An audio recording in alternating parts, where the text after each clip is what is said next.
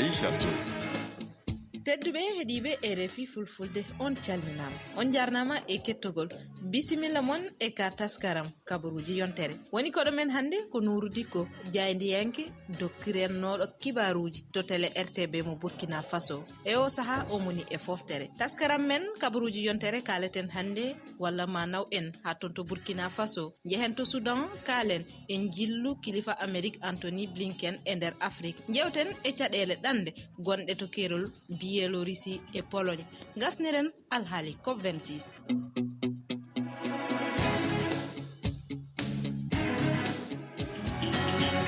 Nourou Dicko a salminama. Assalamu alaikum Aisha Sow. Kori a fini e jam tan woɗi sanne Aisha Sow. Bismillah woɗi sanne. A bisimama e RFI fulfulde en puɗɗorto kabaruji men hannde e seppoji gaɗɗi to Burkina Faso e nder nde yontere caggal nde jangu musgu waɗi toon ha yimɓe 93 maayi hen ɓesguji ɗi mbi ko yo hoorejo leydi ndi ummo e jappere laamu ngu en kettot hen jantore nultodiraɗo men toon to Burkina Faso Yaya Dembo Tamboura. Bette altine sukkaɓe guere yalti bobo gilaso faɓe kolla ko ɓeende maɓɓe na metti e rafi renaku leydi Burkina Faso hettine o suka gorko amu kumi kama en waram tama mina anko gouvernement min be croyete en aka bara may min gadi ndu yaado hande min kolite ko ɓeeɗe amin bela e rafi ndenago ngongo nder leydi Burkina on e ɗon min jiɗana ɗum wattito law so wana noon fu namin ɗaɓɓa ɗum won hoorejo leydi Burkina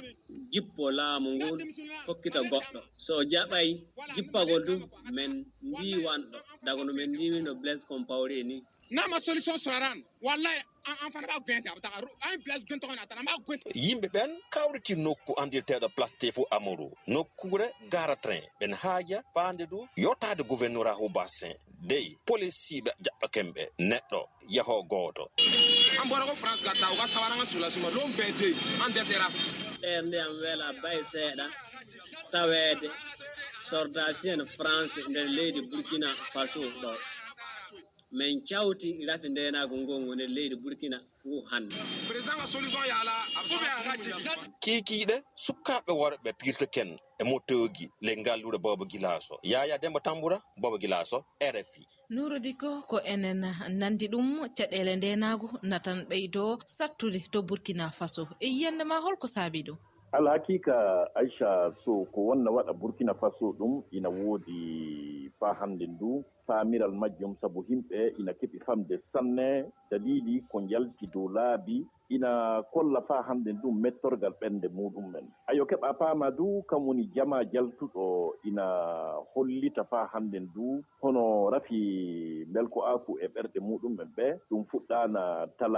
talata bittiɗo o ayo keɓon faamon du nden jaatim sabu fadde paamen kabaru majjum fuu kam woni paamon fa hande ndu hono zanarmaɓe Burkina Faso ina gonno e renugol nokkure ina wiye inata kam woni fa les provinces sum les régions Sahel ayo ɗon jaatim fa hande ndu hono jihadinkoɓe ɓe ngari fa hande ndu ngaɗi piyanɗe toon ayo keɓa paama du wona ɗon tan du sabu nokkuje kewɗe piyanɗe ɗe keewi sanne ndenagu wala gadi nder leydi ndi fay seɗɗakal sabu jam tefama ronkama ayo fa hande ndu kam woni le baale politique ɗen kam woni waldere hawrodirnde baale lundiɗe laamu na wiye CEPOP ayo nde waldere adi laawol kam woni ɓe kokki hoorejo leydi on lewru bumburu ɓe mbi sini tawi ndenago heɓaka si ɗum ɓuytaki ɗo yaade lewru bumburu fuu ɓe ɓurtoto fa hande ndu leydi ndi fuu yaltan ƴama fa hande ndu kam woni dillol hoorejo leydi on catin amma nu wakkati on fadde ɗum waɗa keɓon paamon baale politique no on waldere wotere na wiye souvent le Burkina ɓe jalti kam woni Wagadugu ɗo nokkure révolution kam woni taliyare révolution Wagadugu ɗo nde gallure Wagadugu ɗo jaatim alhakika du nde rafi ndenago ngu torri himɓe sanne ɓuyti fa hande jawdi muɗum ɓen ɓuyti keɓal muɗum ɓen ɓuyti fa hande ndu welko aku muɗum ɓen du kam woni e nokkuje kewɗe sabu sini on daari hande jaatim nder leydi Burkina Faso ɗo fuu ko foti sordasiɓe 450 illa ma ko ɗum fuɗɗi ɗum jaatim hono hoorejo yiite leydi on kam woni hoorejo larme leydi ni jaatim ko o holli illa ma puɗɗirɗe majjum warde hannden himɓe keme nayo e capanɗe jeɗɗo e jeetato maayi ayo keɓa paama du hono cuuɗi l'école ujunaaji ɗiɗi e keme nayi e capanɗe nayi e nayi ɓannaaɗi leydi Burkina Faso ko foti sukaaɓe l'école ujunaaji keme tato e nayo e keme njoyo e capanɗe jeegom e nayo ɓe kay fu joppi l'école dow saabe faa hannde ndu hono yimɓe ladde waɗooɓe piyanɗe ɓe jaatim nanama famama kono mboɗo yinno tan andude hannde leydi Burkina caɗele ɗe jaaji jihadiyankagal ngal tampini hannde yimɓeɓe walla mbiyen jama o fof kañum e koye mumen enen gandi ɓe gonani e kisal ɓe kisani e ɗiɗo janguji kono tan hannde so tawi kamɓe fof ɓe darima wonde yo Roch Marc Christian Kaboré ummo e jappere laamu ngu saabu kay wonde ɓe keɓani kisal mabɓe no fotiri ni aɗa miili ɗi seppoji ene mbawi umminde hoorejo leydi ndi Roch alhakika a yii faa hannde ndu neɗɗo waala ko waawi wiide sabu kabaru jama ina hulƴini sanne lamɗo kam hulƴini Allah kam hulƴini amma jama ɗo himɓe ngaɗi orngal ɗo himɓe ummi ngaɗi kawrital ina ndogga tatteji fuu ummo faa hannde ndu ina kollita ɗum ina hulƴini sabu neɗɗo annda faa toye ɗum waawi yaade amma hoorejo leydi o yalti kam woni alarbaare wittiine de kam woni hecci keengal ndelle ɓe ngaɗi faa hannde ndu batu batta en laamu kam woni conseil des ministres o holli du o wi'i hoorejo gendarmerie kam woni faa hannde ndu go'o faa hannde ndu e région ji gendarmerie leydi Burkina e tawti hoorejo muɗum faa hannde ɓe kay fuɗɗittaama e laamuji muɗum en jaatim o holli du o wi'i hono ceeri leydi Burkina Faso e tawti dagu Côte d'Ivoire e leydi Niger e leydi Benin e tawti leydi Togo ceeri leydi Burkina Faso fuu go'o lewru tubako décembre 2021 o si Allah yiɗi jaɓi faa hannde ndu kam du yo omtete alhakika du dillinde hoorejo leydi wona ko balli fay seɗɗakal fay si tawi woɓɓe ina kaaja ɗum wona huunde ko hoyi amma hoorejo leydi du ina tilsi sabu taariki leydi on jaatim tiltini ɗum yo hunayeere noon ñannde o halfinano laamu nden o hunake faa hannden ndu daranagol burkinaaɓe to mbaawi wonde fof faa hannden e ndeenaago muɗumen Allah kam won deenoo mo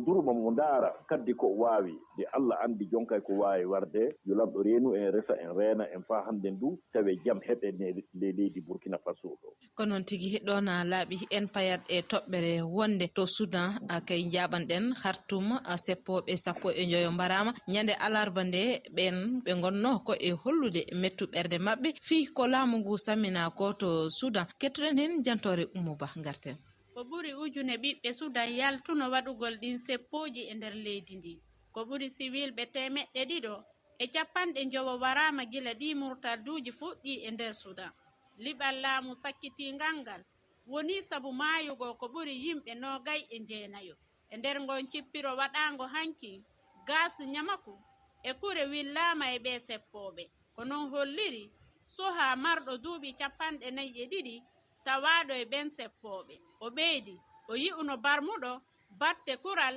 e yimɓe buy nangaɓe Khartoum ɓeydite waɗi joni jonte 3 gila laamu jatta ɓe yimɓe hari ko windidiranta ka téléphone mum ma ka mejaji rendo ɗum ko fi hollodiro no ɓe waɗira seppoji kono gila e alarba feƴƴuɗo ɓe murtuɓe ala e wawude hutorgol ɗi mejaji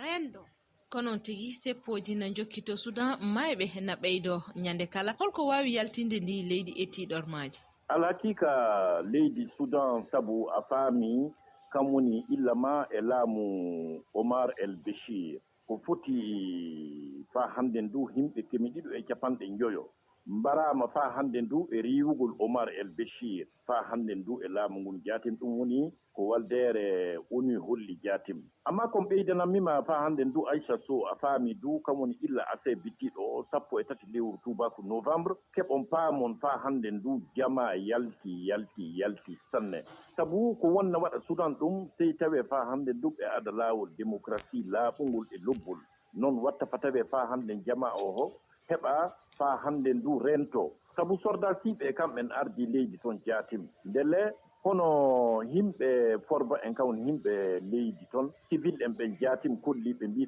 ɓe kaajaka gadin sordasiɓe ɓen ayo tewtugol fa boɓɓina laamu général Abdel Fattah al-Burhan kanko on jaatim fa hande ndu tewti wadde coup d'état on jaatim fa tawe o laato hoorejo waldere transition nden jaatim komin kollititta on ni keɓon paamon fa hande ndu illa ma 25 lewru tubako octobre nden jaatim o tewti fuɗɗugol fa hande ndu fa laatagol hoorejo on jaatim ayo jama o yalti sanne du kartum ɗon keɓon paamon fa hande ndu ɓe ndaara ɓeydaari leydi maɓɓe amma joni jaatim nokku on ina wuli sanne ene wuli sanne hande holko miijiɗa haani waɗeede e o wakkati ko sudanais en jeeyi wadde sey tawe njooɗo kalda sabu ɗo himɓe kaldi fuu paamiral ina waawi wadde sini batu waɗaama himɓe njooɗake kaldi dow laaɓal dow ngoonga hakkunde muɗumɓen fuu ina hasi tawan lamɗo wallan ɗum ɓen faa hannde ndu e tewtugol e heɓugol jam e heɓugol faa hannde ndu no leydi ƴeftori feccere wotere nde fuu doggiri yaade Sudan oyto ɗum fuu yo ɗum tiiɗormaaji noon sabu jama sini feri faa naatoye leydi ngondi fuu ina torra leydi to yehi toon ina torra faa hannde ndu ɗo ƴuwi ɗon du e ndeɗo toɓɓere Anthony Blinken o fuɗɗima walla mbiyen o fuɗɗike e altini en jillu e nder leyɗe Afrique ɗum ko Kenya, Nigeria e Sénégal. Blinken e nder ngol dawol ngol o jokki Afrique o gollay no jokkodiral walla huwodiral hakkunde Amérique e Afrique. Kettuɗen hen jantore Fatoumata Sisawani. Anthony Blinken koolaɗo kuuɓal Amerika ko Kenya fuɗɗori jillu mum o yiiday e Uhuru Kenyatta hoorejo leydi ndi o yahay kadi Nigeria si o hewta Sénégal ko ɗon o hombata e asewe jillu ndu e biyol jaagorgal halfinangal naɓidal Amerika e leyɗe janane e nder ndu jillu Blinken leyɗe Afrika o yewtay ko yowiti e pehe ɗe ɓe ɓamata ngam ɓeydugol deenangu Ethiopie Somali e Sudan. Blinken diisondiray e hooreɓe leyɗe ɗen tati non e dow yewtere huwodiral hakkunde Amerika e Afrika ko faati e andeji aduna yankoji. To Abuja laamorgo Nigeria koolaɗo kuuɓal Amerika wontiday nokku gotum e hoorejo leydi ndi Muhammadu Buhari o yewtay ko faati e politique américain nder Afrika toɓɓe goɗɗe wano ko yowiti e gollidal walla huwodiral faggudu yankowal e haɓugol nyaw coronavirus tawete e ko yewtete nokku kala ka o hewti e nder ndu jillu o yewtay kadi ko yowiti e toɓɓe goɗɗe ɗum ko wano rewugol nyaw coronavirus haɓugol mbayligu weeyo tabintingol laamu potal ɓuttu e deenaagu e fii alhaali Sudan e Ethiopie. Koye aseta hande o foti humnude jillu makko e nder leydi Sénégal holno jiiruɗa jillu Anthony Blinken e nder Afrique sanne Aisha Sow ko muynomi miccintinde faa hande ndu hono hettintoɓe RFI illa ma hoorejo leydi Amerika woni Joe Biden o liɓi Donald Trump faa handen ko o nangi laamu ayo keɓon paamon fay kilal gootal hoorejo hono laamu leydi Amerika poɗɗo daguni waray faa hande ndu leyɗe ɓaleeɓe faa hande ndu gonɗe faro nokkuuje Sahara ayo laawal ngal ndelle ni woni go'o majjum faa hande ndu ko kanko biyeteɗo Anthony Blinken on o ummani jahaangal ngal jaatim alhaqiqa du bandi en debbo kalɗo joni o holli du kam woni illa ma talatare nde o yehi leydi Kenya kam woni Nairobi ton jaatim ko ɓe kaali du ton du ɓe kaalana haala démocratie ɓe kaali haala démocratie noyi watte fa tawe laamu fu tawe jama kam jeyi laamu ngun jaatim ɓe kaali du hono baylital wakkatiji kam woni baylital pilki neɗɗo anda gadin tuɓoji puɗɗata nde yimɓe anduno faa hande ƴooleji ina ngara tawe wakkati goɗum kollitay e ɗum fof faa hande ndu ɓe kaalan haala majjum ɓe kaalan du haala hono woldeji gonɗi ina ngaɗa Ethiopie e tawti leydi Tigré ɓe kaalan haala kibaru Somali Nigéria to o yehi toon du kam woni o haldan e Muhammadu Buhari ɗon du o haldan e muɗum faa o holla jaatim leyɗe Amérique alhaqiqa sabu leydi tedduno sanne Allah kam won tedduɗo ɗum e woni politique maɓɓe jaatim le leyɗe ɓaleeɓe ɗon noyi watta hono ɓeydaari kam woni hono noyi ɓe ballitirta leyɗe ɓaleeɓe e wurtagol faa hannde ndu e tiiɗormaaji muɗummen illa ma kibaruuji kaɓɓondirɗi e démocratie e tawti kibaruuji kaɓɓondirɗi faa hannde ndu hono e mballaaji ayo Kenya ɗo o haali ɗo du kan woni Uhuru Kenyatta ɗon du keɓon paamon faa hannde du o haldi e hoorejo leydi on nokkuuje to o yahata fuu faa hannde du o haldan e hoorejo leydi ɗon leydi moɗon to gonɗon toon jaatim kam woni Dakar leydi Sénégal ɗon ɗo timminiroyta si lamɗo yiɗi jaɓi kam woni hono jahangal makko o haldan e hoorejo leydi mon kam woni Macky Sall sabu Macky Sall ina foti si lamɗo yiɗi jaɓi ɗo ɗo ɓeydoto seɗɗakal fuu laatagol hoorejo waldere hawrondirde faa hannde du leyɗe ɓaleɓe kam woni Union africaine ndelle mo weli haldugol jooni sanne du faa tawe ɓe kalda haala kibaru Covid-19 e ɓe kalda faa hannde du hono wakkatiji gonɗi ina mbaylo ɗi e tawti faa hannde du sellinde démocratie sabu on ji'i yakka e moɗon leydi Guinée on ji'i du leydi Mali ɗum fuu faa hannde du wakkati goɗɗon yo démocratie on ni won joƴƴinaaka faa wooɗi ko jiiɗa faa hannde du hono laamuji ɗin fuu ina mboɓɓo dow kabaru laaɓal waɗayma goɗɗum ɗum ko noon tigi holko ngu jillu waawi nafde Afrique tigi rigi alhaqiqa a yii Amérique ina walla leyɗe ɓaleɓe Afrique sanne sabu fay luumoji maɓɓe ɗin jaatim ina mballa leyɗe Afrique e tawti faa hannde ndu mballaji ɗiɓe ittata jawdi ni ɓe kokka faa hannde ndu leyɗe ɓaleeɓe ɓe mballa Afrique du ayo keɓon paamo ndu alhaqiqa e leyɗe ɓaleeɓe Afrique wona ɗum jaatim keɗori faa hannde ndu Amérique ina ɓurno ko jinno gollida e Amérique ina ɓuri noon amma leydi laatindi hooreyal leyɗe aduna fuu kabaru muɗum hoya fay seɗɗakal ayo ndelle ɗum le fuu sey tawe faa hannde ndu hon hoore e maɓɓe ngara dey yimɓe njooɗo kalda e maɓɓe kolla ɓe saɗɗaaji muɗummen ɓe kolla kamɓe du ko ɓe mbaawi wallirde ɗummen nden ina hasi tawan an fuu an pamran an keɓan nafa faa hannde ndu e joddal e kaldal ngal jaati ko noon tigi ɗon laaɓi Seydi Dicko en jawtat e toɓɓere wonde caɗeele ne jokki ko faate ɗanniyankoɓe wonɓe to keerol Pologne Biélorussie laana wiro ko Irak wotka ɗanniyankoɓe diwi alkamisa to Minsk yaɓande toon to Bagdad e leydi Irak kettoɗen hen jantore Abdoulaye Diallo e duugal Europe ha han luural no hakkunde Pologne e Biélorussie ko fati e caɗele ɗannotoɓe hanki teskano ngarme ngaraji hakkunde daɗiɓe Pologne e ɗannotoɓe falanoɓe lumbuɗe keeri leydi ndin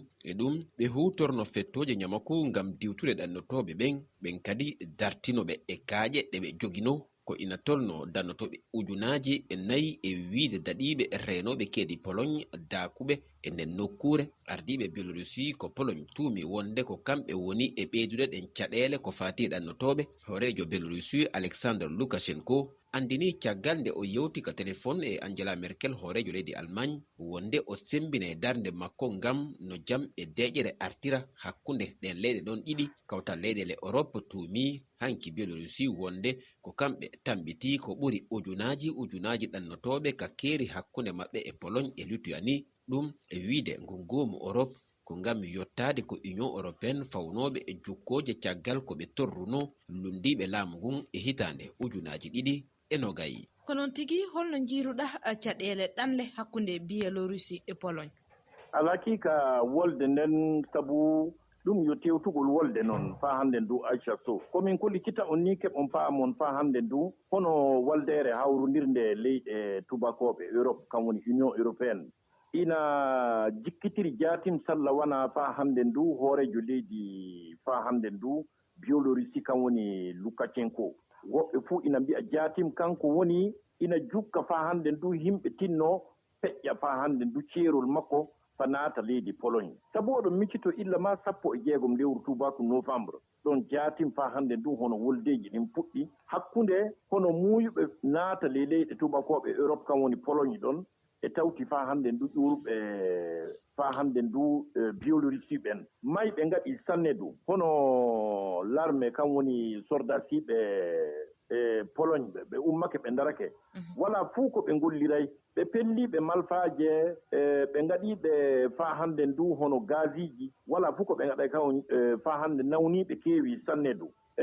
hono dugguɓe naati ɓen ko keɓɗon ko jama jeyi heɓde famde kam woni faa hannde ndu naatoɓe hannde Pologne ɓen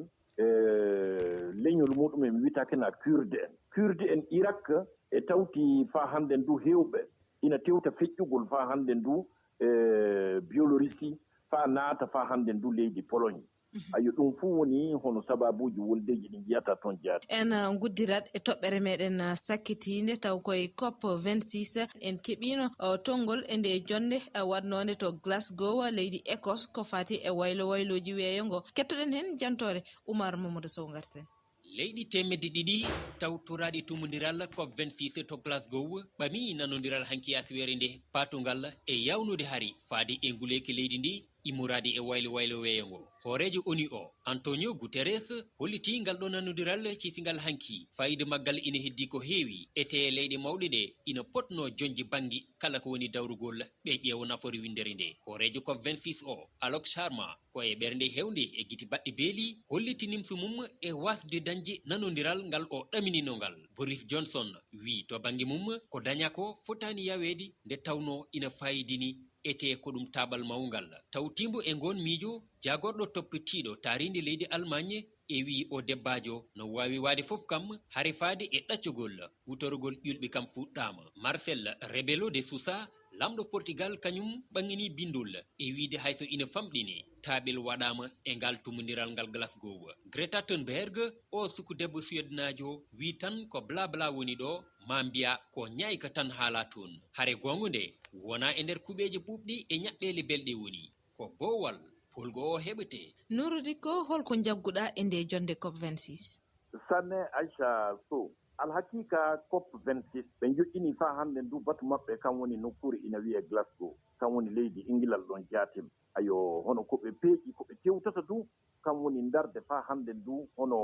wakkatiji ɗi gonɗen ɗi, sabu kuɓɓu heewi sanne e leydi meɗen ɗo jaatim. Leydi ndi lamɗo tagani en patawe jooɗoɗe ɗon jaatim, ɓiɓɓe adama en on ina bonna mbeɗu leydi muɗum en jaatim. Kuɓɓu heewi sanne e leydi ndi, maayoji no ɗon ina mberso fa hannde ndu kan woni e nokkuje ndiyele no on ina naata ina ngando yimɓe. Ayo ɗum fuule sey tawe yimɓe ndaara hono golleji muɗum ɓen. Alhaqiqa ina tiiɗi sanne hono kawrital maɓɓe ngal laawal ngal wona kawrital ɓe keɓay yimɓe fof keɓay honno jirri, keɓay hono ko jirri fay saɗɗakal. Sabu ndaara ni leyɗe tubakoɓe hono Chine, ma ndaara leyɗe tubakoɓe hono Russie, leyɗe ɗe ɗiɗi fof fa hannden ɗe ngaray kawray e kawrital ngal jaatim. Ayo ɗum le fuu Chine hono muɗum gollirde e ƴulɓe allaje ɗe wala. Ayo ɗum le fuu ina waawi fa hannden si laddeji ngala ɗum fuu ina laati tiiɗormaji. Ayo ɗum waɗi ɓe mbi'i fa hannden ndu kawrital maɓɓe ngal sey tawe hono ko annduɗen e kibaaru kuraŋaaji illa ma ko laati e yiite kan woni yiite ittetenge e ƴulɓe, yiite ittetenge fa hannde ndu e masinaji, yiite ittetenge e ko heewi ɗum fuu sey waylite. Yiite ina waawi ittede e naange faa huɓɓa faa hannde ndu laabi meɗen ngollitiren faa hannde ndu kuraŋaaji ɗin jaatim. Ayo hono Union européenne holli du ɓe mbii ɗo yaade hitaande 2030 kan woni ujunaaji ɗiɗi e capanɗe tati si lamɗo yiɗi jaɓi. Ɓe mbii ɓe mballan faa hannde ndu leyɗe ɓaleeɓe. Ɓe ɗo yaade hitaande 2025 jaafoɗa faa hannde ndu ɓe mbii ɓe mballan leyɗe ɓaleeɓe. Ma leyɗe fof faa hannden ɗe ngalaa dalili. Ɓe mballiran ɗum men ko foti milliard ji dollar becca leydi Amérique hembre ɓe mballirta ɗum ɓen faa hannden ndu. Tawe leydi fuu ndi walaa goɗɗum ina waawi wallitireede ɗon. Ayo keɓon paamon du hono sini état ma ndaaraama huɓɓu leydi ɗitirtaakena e degré wi'etee faa hannden ndu. Ko foti degré e feccere muɗum faa yotti hono peccitiri jeɗɗaɓɓe ngel jaatin ina foti yottagol ɗo Glasgow. Noon tigi a jaaraama Nourou Dicko, sahaa o huuɓi holko maynortoɗaa? Ko mbiyammi jooni ni faa hannde ndu baylital manngal Allah won mawɗo ina waɗa faa hannden nder adunaaru meɗen hannden jaatin. Sabu nokkuuje fuu ɗo njiiɗon hannden on tawan woldeeji ina ngon ɗon. Jam ina tefe i ronkaama faa hannden. Ayo ɗum le fuu faa hannden ndu ina ɓuyta faa hannden ndu darja, ina ɓuyta keɓal himɓe, ina ɓuyta faa hannden ndu nguurdam jama on jaatim. Sey tawi hooreɓe adunaaru ɓen jaatim tinno e haldugol, tinno faa hannden ndu e golle laaɓuɗe, tawi kokkaaɗo laamu fuu laamoro faa hannden ndu honno wiira, tinno faa hannden ndu ɗum waawi ɓeydugo leyɗe ɓaleeɓe Afrique. Ko noon tigi a jaaraama Nourou Dicko, RFI Fulfulde weltanimama. Weɗi kam sanne fofo maɗa Aisha Sow, min du miɗo jewta yimɓe RFI fuu to mbaawi jooɗagol fuu nder mbeɗu adunaaru ndu fuu ko foomo. A jaaraama.